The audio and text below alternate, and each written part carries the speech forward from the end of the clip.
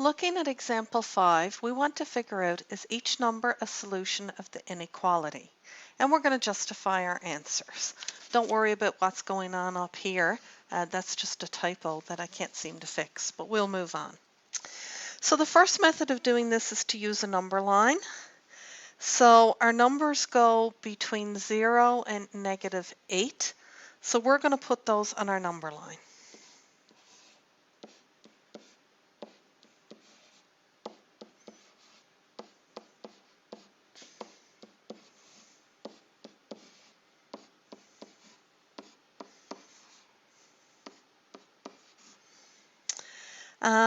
We want to know which ones are greater than -4. So here's -4. And we want to see which of the solutions are greater than. Now we know the ones on the right are greater, and the ones on the left are less. So -8 would be less than -4. -3.5 would be in there between -3.5 and -4. So -3.5 would be greater. -4 would be equal to, so we can't include that one. -4.5 would be over here, and that would be less than. And 0 would also be greater because it's on the right.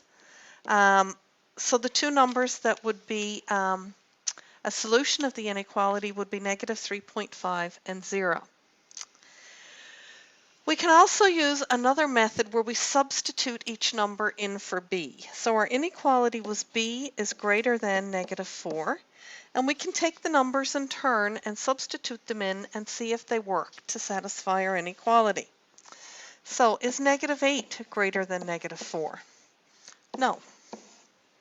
What about -3.5? Is that greater than -4? That's a yes, so we know that that one is a solution. -4 greater than -4? No, that doesn't make sense. -4.5 greater than -4? That's also a no. And what about 0 greater than -4? Well, that one's a yes, so we know that that's also a solution. So our solution is -3.5 and 0.